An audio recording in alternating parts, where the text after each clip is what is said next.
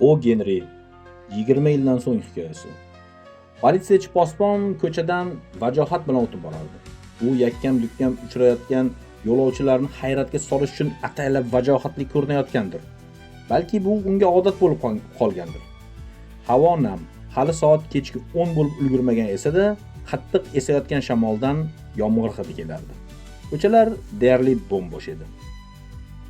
Yo'l-yo'lakay eshiklarini tekshirgan, chaqqon va g'alati harakatlari bilan tayoqchasini silkitgancha ora-sira o'z mulkining barcha burchaklariga ziyrak nigoh tashlagan ko'yi bo'ydor, baquvvat gavdali, oyoqlarini xiyol kerib yuruvchi politsiyachi jamoatchilik osoyishtaligini ta'minlovchi posbonning ajoyib qiyofasini o'zida mujassam etgandi. Unga tegishli daha allaqachon osuda uyquda. Faqat allaqayerlarda tamaki do'konimi yoki tungi bardami hamon chiroqlar miltillaydi. Bu atrofdagi binolarning ko'pchiligini idoralar band qilgan. Ular esa allaqachon berkilib bo'lgandi. Mahallalardan birining yarmiga yetar etmas politsiyachi birdan odimini sekinlatdi. Qorong'ulikda temir buyumlar sotiladigan do'kon eshigi yonida og'zida yondirilmagan sigareta tishlagan bir odam turardi. Politsiyachi unga qarab yurgan zahoti u tez-tez gapira ketdi. "Hammasi joyida, serjant", dedi noma'lum kishi xotirjam ohangda. "Oshnamni kutib turibman. Bor yo'q shu. Mana shu uchrashuvni u bilan 20 yil muqaddam kelishib olgandik. Bu sizga sal g'alati tuyulsa kerak, shundaymi? Nachora, istasangiz buni bir boshdan tushuntirib beray, ko'nglingiz tortadimi?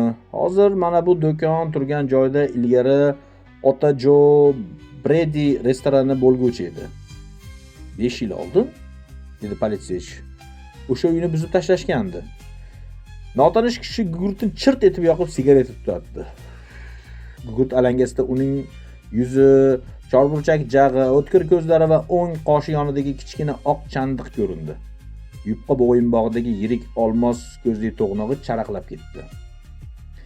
"Bugun", sigareta tutatarkan so'zida davom etdi tali kishi, "Ota Bredida mening eng yaxshi o'rtog'im va dunyodagi eng ajoyib yigit Jim Wells bilan birga ovqatlanganimga roppa-rosa 20 yil bo'ldi. Ikkalamiz ham shu Nyu-Yorkda tug'ishgan aka-ukalardek birga katta bo'lganmiz. Tong otishi bilan baxtimni qidirib men g'arbga yo'l olardim. Men 18 ga qadam qo'ygan, Jim esa 20 bahorni ko'rgan bo'z yigitlar edik. Jimni Nyu-Yorkdan sug'urib olib chiqish o'limdan qiyin edi. U bu shaharni yer yuzidagi yagona ma'qul va manzur joy deb bilardi. Xullas, o'sha oqshom biz rosa 20 yildan keyin uchrashishga kelishdik. Hayotimiz qanday kechmasin va taqdir bizlarni har qancha uzoqqa uloqtirmasin, o'sha kun o'sha soatda uchrashishimizni shart qilib qo'ydik. Biz shuncha vaqt ichida bemalol ahvolimizni o'nglab, baxtimizni qaror toptirib olamiz deb o'ylagan edik. Juda qiziq ish bo'lgan ekan-ku, gap qotdi politsiyachi. Garchi nazarimda uchrashuvlar oralig'idagi muddat hazilakam bo'lmasa-da, xo'sh, nima bo'ldi? Ajrashganlaringizdan buyon oshnangizdan domdarak topoldingizmi ish qilib? Yo'q. Dastlabki vaqtlarda bir-birimizga xat yozib turardik, biroq 1 yoki 2 yil o'tib bir-birimizni izsiz yo'qotdik. G'arbni o'zingiz bilasiz.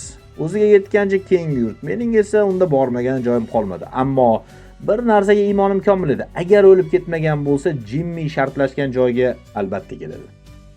Bunday vafodor va subutli do'stni kunduz kuni chiroq yoqib topolmaysan. Uni esdan chiqarish mumkin emas. Bu yerga vaqtida yetib kelish uchun necha millik yo'lni bosib o'tdim. Agar Jim ham so'zda tursa, bundan sira pushaymon bo'lmayman albatta. U bashang soatini chiqardi. Soatning qopqog'ida mayda olmos donachalari qadalgan edi. 3 daqiqasi kam 10 dedi u. Biz restoran eshigi oldida ajrashganimizga soat roppa-rosa 10 edi. Nazarimda g'arbda ishlaring yomon ketmagan shekilli, o'smoqchilanib so'radi politsiyachi. Oho, bo'lmasa-chi, agar mening yarim omadim Jimga kulib boqqanida do'ppimni osmonga otardim. O'zi biroz lanjroq bo'lsa-da bahosi yo'q yigit. Unga gap uqtirgunimcha naq ona sutim og'zimga kelgandi. Nyu-Yorkda esa odam to'nkaligicha qolib ketadi, faqat g'arb odamni charxlaydi. Politsiyachi tayog'ini aylantirib bir qadam olg'a yurdi.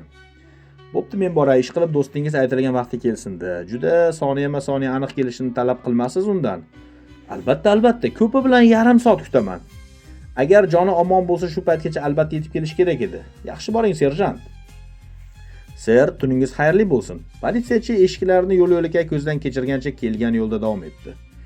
Endi yomg'ir maydalab shig'alab yog'a boshlaganda o'qtin-o'qtin esib turgan shamol ham bir maromiga o'tib izg'iringa aylangandi.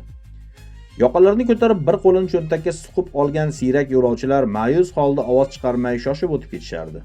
Necha minglab yo'l bosib kelgan kishi esa do'stiga bo'lgan qariyb bema'ni va'dasi turmoq uchun sigarasini tortganicha kutib qolaverdi. 20 daqiqacha o'tgach, paltosini quloqlariga ko'tarib olgan baland bo'yli odam ko'chani shoshib kesib o'tdi-da, do'kon eshigi oldida kutib turgan kishi tomon qarab yurdi. "Bu senmisan, Bob?" so'radi yangi kelgan kishi ishonqiramay. "Sen Jimmy Wells emasmisan?" O'sha zahotda javob qaytardi unisi. "Yo Parvardigor", dedi novcha odam sigarali kishining har ikkala qo'llari bilan tutib. "Qaraya, Bob ekaning kunday ko'rinib turibdi. Agar hali ham yorug' olamda bor bo'lsang, seni bu yerda topishimga zarra shubha qilmagandim. Buni qaraya, 20 yil hazilakam gap emas. Ko'rdingmi, Bob, restoranimizni buzib tashlashibdi. Afsus, o'shanda sen bilan ikkovimiz kechki ovqatni qanaqangi tushirgandik unda. Xo'sh, gapir do'stim, g'arbda kunlaring ne kechdi? Zo'r. U yerda nasibamga nima yozilgan bo'lsa, hammasiga erishdim. Sen esa butunlay o'zgarib ketibsan, Jim. Esimda, sen mendan 2-3 duyum pastroq eding. 20 ga to'lganimdan keyin biroz bo'yiga tortdim. Sening ishlaring qanday, Jimmy? Chidasa bo'ladi. Shahar muassasalaridan birida xizmat qilaman. Bo'pti, ketdik. Men bir kunjakni bilaman. Ikkovimiz u yerda xumordan chiqquncha gaplashamiz va eski paytlarni eslaymiz. Ular bir-birlarining qo'ltig'idan olib yo'lga tushdi. Bob g'arbdan omadi yurishib, ko'zini yog' bosib ketgani, ishdagi muvaffaqiyatlari haqida labi-labiga tegmay hikoya qilib ketdi. Boshini yoqasi ichiga bir to'la tiqib olgan sherigi esa uni qiziqish bilan tinglar edi. Mahalla burchagida dorixona do'konining chirog'i biltillardi. Yoriqqa yaqin kelib har ikkala yo'lovchi bir vaqtda bir-biriga qarab burildi-da, bir-birining yuziga ko'z tashladi. G'arbdan kelgani birdan to'xtadi va qo'lini oldi. "Siz Jim Wells emassiz", dedi u shartda. 20 yil, uzoq muddat, ammo kishining rimcha burni tugmachadek bo'lib qolgan darajada uzoq emas. Bu muddat ichida ajabtovur odam ham muttahamga aylanadigan javob berdi novchasi. Gap bunday bo'lib, 10 daqiqa bo'ldiki siz hibisdasiz. Chikagoda xuddi shuni taxmin qilishgandi. Siz albatta bizning yerlarga kelib ketishni kanda qilmaysiz. Siz biz bilan suhbat qurishingiz mumkinligini ham xabar qilishgandi. Xo'sh, ortiqcha shovqin-suron ko'tarish niyatingiz yo'qmi mabodo? Unday bo'lsa, oqilona yo'l tutganingizdan minnatdorman. Endi esa sizni politsiyaga topshirishdan oldin meni yana bir topshiriqni bajarishim kerak. Mana bu xatni oling. Uni shu yerda deraza oldida o'qib ko'rishingiz mumkin. Buni menga Wells politsiya posboni berdi. G'arbdan kelgan odam uzatilgan bir parcha qog'ozni ochdi. Xatni o'qib bo'lgach, uning qattiq qo'llari xiyol titradi. Xat qisqagina edi. Bob, men tayinlangan joyga vaqtida yetib keldim. Sen gugur chaqqaningda men Chicago qidirayotgan odamning basharasini tanib qoldim. Men bu ishni o'zim qila olmasdim va seni hibsga olish uchun o'zimizning mahalliy agentlardan birini yubora qoldim. Do'sting Jimmy.